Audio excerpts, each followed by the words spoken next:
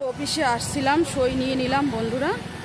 এখন আবার ভিডিও অফিসে যাব, চলো যাওয়া যাক। তো এইখানে একটা গণেশ পূজা হচ্ছে, চলো বাবার প্রণাম করি, দর্শন করি একটু, গণপতি বাপ্পা। চলো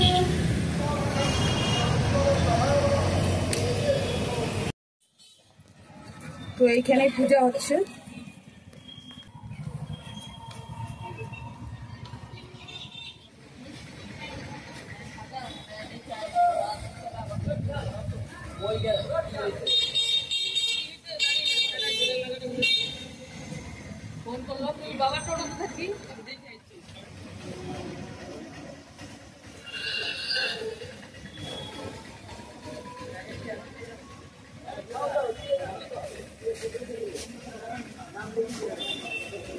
ओम नेत्रम धव पुष्पे इंद्राय नमः तेज पद्म इंद्राय नमः स्वाहा।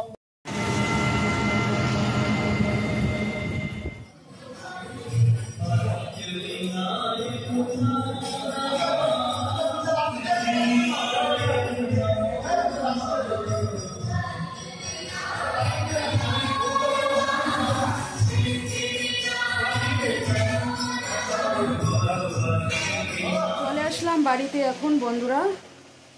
আজকে হলো কাজটা, সেই রৌদ্র গরম। ওদিকে মন্দিরেও ঢুকলাম, গণপতি বাপ্পার মন্দির দর্শন করলাম, পূজা দেখলাম। ঠিক আছে, ফ্রেশ হয়ে আসছি আবার। Hello everyone, back to my channel Suchitra blog. কেমন আছো তোমরা সবাই? আশা করছি অনেক অনেক ভালো আছো, সুস্থ আছো। তো আমরাও ভালো আছি তোমাদের আশীর্বাদে। তো এখন চলে এসেছি রাতের ডিনারে রান্না করতে। একটু বাজার করে নিয়ে আসলো সন্ধ্যায়। আলু নিয়েছে, এইখানে আলু আর করলা নিচে, করলা নেওয়া হয়েছে। তেল নিচে 1 প্যাকেট, আর পূজার জন্য কলা, কালকে বৃহস্পতিবার লাগবে। আর এখানে ফল নিচে, আপেল আর আলু। আর এদিকে প্রসাদও নিয়ে আসলো গণপতি বাপ্পার। আর এদিকে চিকেন নিচে, আবার চিকেন, মাছটা কালকের জন্য ভেজে রেখে দেবো, আর চিকেনটা এখন রান্না করব। ঠিক আছে, তো এই যে কাটাকুটি করে নেওয়া হয়েছে, সব কিছু রেডি করে নিয়েছি। আলু কেটে রাখছি এখানে, টমেটো, রসুন, আর মাংসটা আর কি ম্যারিনেট করে রেখে দিয়েছি পেঁয়াজ রসুন দিয়ে। আর করলা ভাজা করব, সকালেও করছিলাম। আর মাছটা ভেজে রাখবো, এক ব্যাস দিয়ে দিচ্ছি, আর বাকিটা আছে পরে করে নেব ওটা। এখন শুধু রাতের ডিনারে শুধু চিকেন আর করলা ভাজা করব, এটা দিয়ে ডিনার করা হবে। তো মাংসটা কষানো হয়ে গেছে বন্ধুরা, দেখতে পাচ্ছ। পুরো ভিডিওটা পুরো শেয়ার করলাম না মাংস রান্নাটা বন্ধুরা, সেটাই মাংস রান্না শেয়ার করি। কষানো হয়ে গেছে, জল দিয়ে দেবো এখন।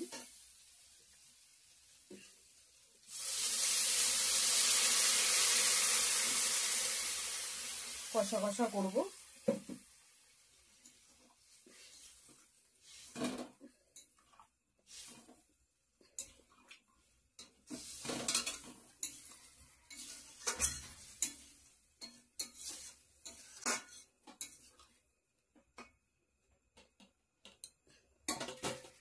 তো এখন বাজে 9টা 57 বন্ধুরা, আমার রান্না কমপ্লিট।